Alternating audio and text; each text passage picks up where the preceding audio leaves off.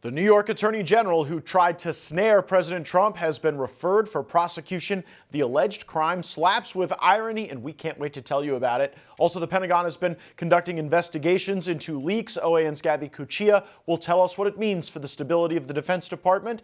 And girl dads who don't want men competing against their daughters in sports may have a guardian angel in Attorney General Pam Bondi. And has Brazil just undermined justice in Peru? We're going to cover all of it and more next on the Matt Gaetz Show. Let's do this. We're shaking up Washington, D.C. We're breaking the fever. You ever watch this guy on television? It's like a machine. He's great. Matt Gaetz. The hammer of justice is coming. This time perhaps for Tish James, the Attorney General of New York, who wrongly prosecuted the Trump Organization.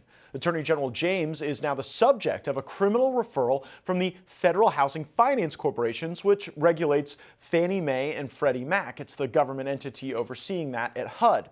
Now, allegedly, in 2023, as she was attempting to prosecute President Trump's organization in New York, General James was claiming in mortgage documents that a home she was buying in Norfolk, Virginia was her primary residence. Sweet Virginia! The Attorney General of the Empire State claiming to be a citizen of the Commonwealth? Why would she do this? Did she know that a statewide office holder in New York can't live in Virginia? Well, there's a financial element. If you claim a home as a primary residence, you get a friendlier mortgage rate subsidized by the taxpayer. The irony of this is beyond delicious because Tish James went after Trump for allegedly inflating the value of his property to, you guessed it, get better rates.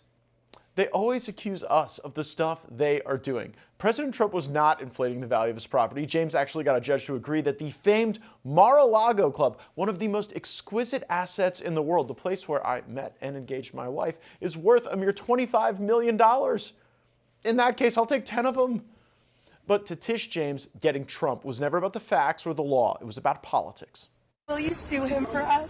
Oh, we're going to definitely sue him. We're going to be a real pain in the ass. I look forward to going into the office of Attorney General every day, suing him, and then going home. He said I know my name personally. Illegitimate president who sits in the White House. That president, because he's not my president, he's an illegitimate president. His days are numbered. His days are numbered. We will all rise up and resist this man. And ultimately, we'll bring him down. Donald Trump, are numbered. Lock him up. Lock him up. Lock him up.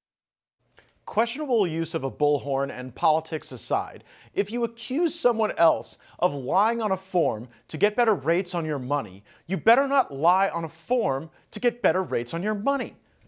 Tish James had hopes for running for governor of New York following the fall of Andrew Cuomo, which she played a major part in, but now it seems the fortunes are reversed. Andrew Cuomo is the leading contender to become the New York City mayor, and Tish James is facing a criminal referral and potentially federal criminal process. It's not retribution if it's justice. Joining us now, managing partner at M.R. Parker Law, Michael Parker, and mortgage fraud expert, Kat Espinda. I want to start with you, Mr. Parker. What kind of exposure does the Attorney General have of New York for filing a form claiming primary residency in a state where she did not reside? So, a lot of people might think that she won't be charged with anything, right? That this is purely political. But this isn't political at all. And I want to go through kind of first the three ways people get charged with crimes in federal court, and then explain what her exposure is. So the first thing that can happen is there can be an investigation. The DEA thinks you're doing something wrong, selling drugs, and they investigate you. The second is that there's an ongoing case and someone offers a proffer, so to testify against you in exchange for leniency. And the third is a referral. And in this case, the FHFA referred Ms. James for prosecution to the DOJ. This wasn't the Trump administration. This wasn't Pam Bondi going after her. This is an independent federal agency referring for prosecution. So they're taking it very seriously. And you might not know this, and your viewers might not know this, but this happened in 2013. A Michigan Supreme Court justice was prosecuted in federal court. She faced 30 years in prison and ended up taking a plea and getting 366 days. So if you ask me what Tish James could see as far as exposure. She could be charged with RICO. She could be charged with mortgage fraud. But really, she's looking at decades of exposure. Now, in reality, what will she face? Could be a year or two, could be probation. But this isn't the first time that a Democrat has gotten in trouble for mortgage fraud. And Kat, I want to bring you into the conversation so that people can get an understanding about mortgage fraud and how these type of cases typically develop. How do the facts as alleged in this matter compare to a typical mortgage fraud case?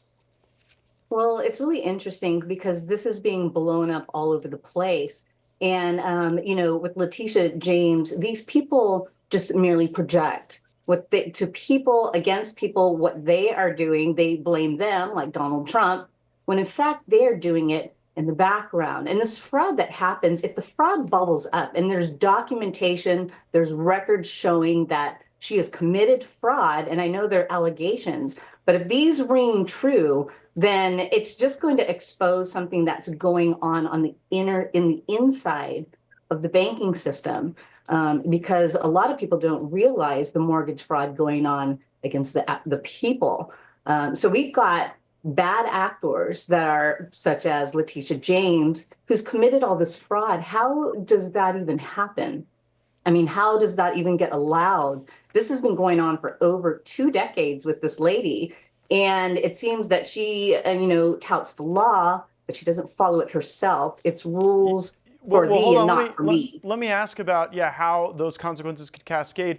Michael, with this type of a referral, could the New York bar potentially take a look at this and assess that they would want to open their own investigation regarding assertions that the Attorney General made in Virginia that wouldn't be consistent with her office holding in New York?